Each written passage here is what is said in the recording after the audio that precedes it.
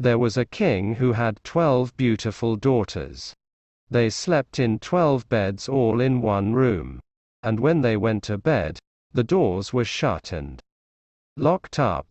But every morning their shoes were found to be quite worn through, as if they had been danced in all night. And yet nobody could find out how it happened, or where they had been. Then the king made it known to all the land, that if any person could discover the secret, and find out where it was that the princesses danced in the night, he should have the one he liked best for his wife, and should be king after his death. But whoever tried and did not succeed, after 3 days and nights, should be put to death. A king's son soon came.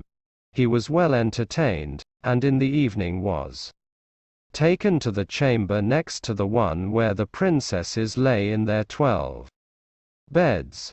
There he was to sit and watch where they went to dance, and, in order that nothing might pass without his hearing it, the door of his chamber was left open. But the king's son soon fell asleep, and when he awoke in the morning, he found that the princesses had all been dancing, for the soles of their shoes were full of holes. The same thing happened the second and third night, so the king ordered his head to be cut off. After him came several others, but they had all the same luck, and all lost their lives in the same manner.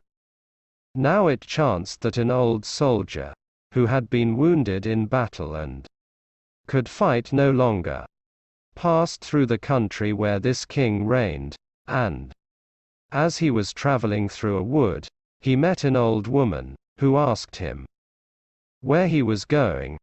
"I hardly know where I am going, or what I had better do," said the soldier.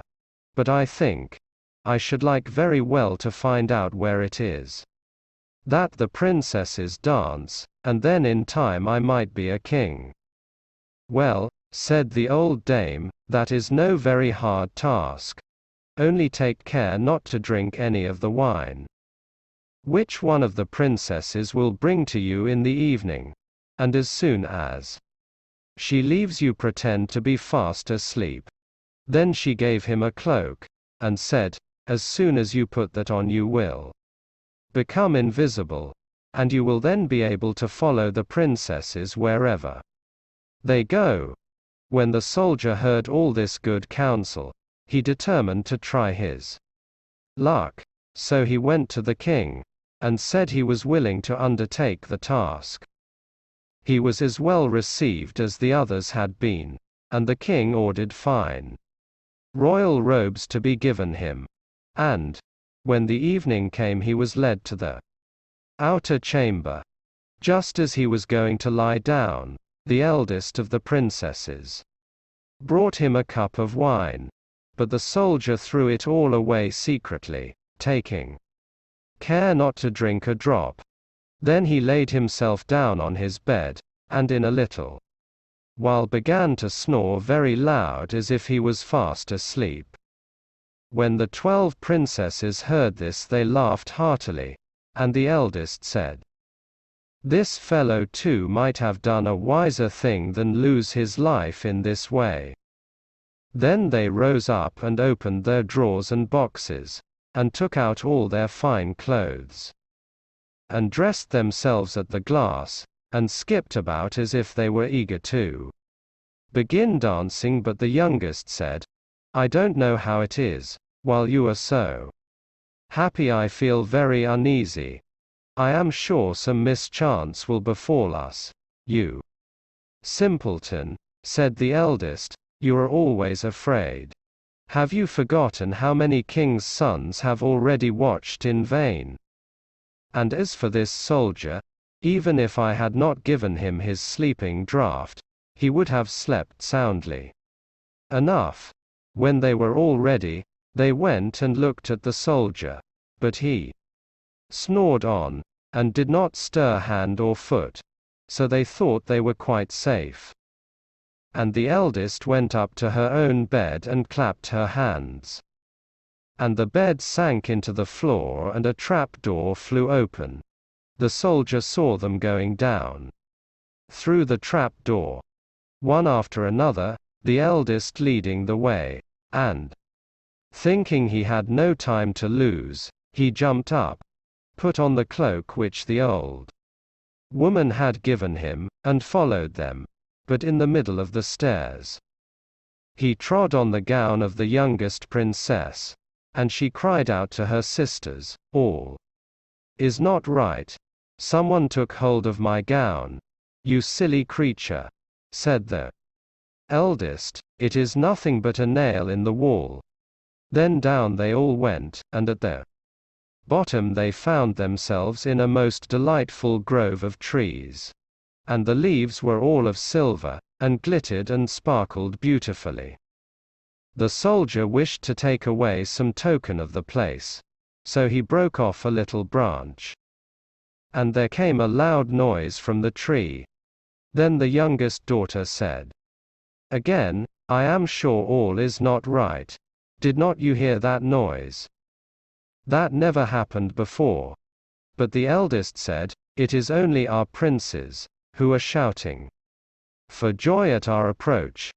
Then they came to another grove of trees, where all the leaves were of gold, and afterwards to a third, where the leaves were all glittering diamonds. And the soldier broke a branch from each, and every time there was a loud noise, which made the youngest sister tremble with fear. But the eldest still said, it was only the princes, who were crying for joy.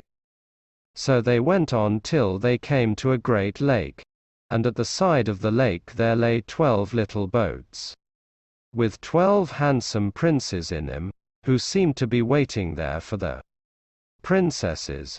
One of the princesses went into each boat, and the soldier stepped into the same boat with the youngest. As they were rowing over the lake, the prince, who was in the boat with the youngest princess and the soldier said, "I do not know why it is, but though I am rowing with all my might we do not get on so fast as usual, and I am quite tired. The boat seems very heavy today." "It is only the heat of the weather," said the princess, "I feel it very warm too." On the other side of the lake stood a fine illuminated castle, from which came the merry music of horns and trumpets. There they all landed, and went into the castle, and each prince danced with his princess, and the soldier, who was all the time invisible, danced with them too. And when any of the princesses had a cup of wine set by her, he drank it all up, so that when she put the cup to her mouth it was empty. At this, too, the youngest sister was terribly frightened, but the eldest always silenced her. They danced on till 3 o'clock in the morning, and then all their shoes were worn out, so that they were obliged to leave off. The princes rowed them back again over the lake. But this time the soldier placed himself in the boat with the eldest princess. And on the opposite shore they took leave of each other, the princesses, promising to come again the next night. When they came to the stairs, the soldier ran on before the princesses, and laid himself down. And as the 12 sisters slowly came up very much tired, they heard him snoring in his bed. So they said, "Now all is quite safe." Then they undressed themselves, put away their fine clothes, pulled off their shoes, and went to bed. In the morning the soldier said nothing about what had happened, but determined to see more of this strange adventure, and went again the second and third night. And everything happened just as before. The princesses danced each time till their shoes were worn to pieces, and then returned home. However, on the third night the soldier carried away one of the golden cups as a token of where he had been. As soon as the time came when he was to declare the secret, he was taken before the king with the 3 branches and the golden cup. And the 12 princesses stood listening behind the door to hear what he would say. And when the king asked him, "Where do my 12 daughters dance at night?" he answered, "With 12 princes in a castle underground." And then he told the king all that had happened, and showed him the 3 branches and the golden cup which he had brought with him. Then the king called for the princesses, and asked them whether what the soldier said was true. And when they saw that they were discovered, and that it was of no use to deny what had happened, they confessed it all. And the king asked the soldier which of them he would choose for his wife. And he answered, "I am not very young, so I will have the eldest." And they were married that very day, and the soldier was chosen to be the king's heir.